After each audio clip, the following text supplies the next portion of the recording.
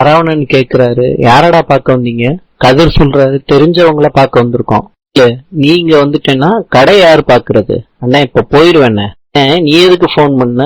அந்த தெரிஞ்ச ஆளு யாருடா? அண்ணே நீ வேலைக்கு போலையானே? அப்பாவை அடிச்சிருக்கான், ஒரு வார்த்தை கூட என்கிட்ட சொல்லல யாருமே. நீ என்னடா கதிர் பாத்துக்கிட்டு இருந்தியா? அண்ணே பிரச்சனை வரும்னு சொன்னாங்கண்ணே, அதனாலதான் நான் சும்மா விட்டேன். இந்த விஷயத்த நாங்களே பாத்துக்கிறோம், உனக்கு கல்யாணம் ஆக போதில்ல, நீ பேசாம இருந்தேன். அதெல்லாம் இல்லடா, நீங்க 2 பேரும் ஃப்ரீயா இருங்க, நான் பாத்துக்கிறேன். வடிவேலு கிட்ட சொல்றாரு, இது எங்க குடும்ப விஷயம், நாங்க பாத்துக்கிறோம். என்னடா இப்படி சொல்லிட்ட? 2 நாள் வீட்லயே இருறா, எங்கேயும் போகாத. பால் டப்பா பசங்களுக்கு பயந்து நான் வீட்டுல இருக்கணுமா சித்தப்பா? உன்னைய தாண்டா தேடிக்கிட்டு இருக்காங்க, எதுக்கு தேடி அலையணும்? போன் போட்டு வர சொல்லுங்க. பேசிக்கிட்டு இருக்கப்ப குமார அவனன்னு அடிக்கிறாரு.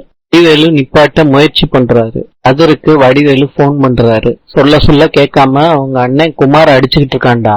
எதிரும் செந்திலும் வந்து அடிக்கிறாங்க குமார வீட்டுல கொண்டு வந்து சேர்க்கிறாங்க அவங்க ஃப்ரெண்ட்ஸ். பார்த்துட்டு கூப்பிடுறாங்க எல்லாரையும். சொல்றாரு, காலையில நடந்த பிரச்சனைக்கு பழி வாங்குறாங்களாம். வடிவேலு சொல்றாரு, இன்னைக்கு என் பிள்ளைய அடிப்பாங்க, நாளைக்கு என்ன அடிப்பாங்க, நாளானைக்கு என் அண்ணனை அடிப்பாங்க. அதெல்லாம் பார்த்துக்கிட்டு சும்மா இருக்க முடியுமா?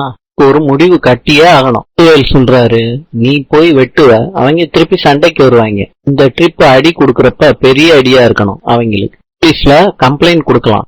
அவங்க வீட்டுல கல்யாணம் வச்சிருக்காங்க சமயத்துல மாப்பிள்ள அவங்க தம்பிங்க எல்லாம் ஜெயில இருந்தா என்ன ஆகும்? சக்திவேல் யோசிச்சு பாரு. 3 பேரையும் அரெஸ்ட் பண்றாங்க போலீஸ்.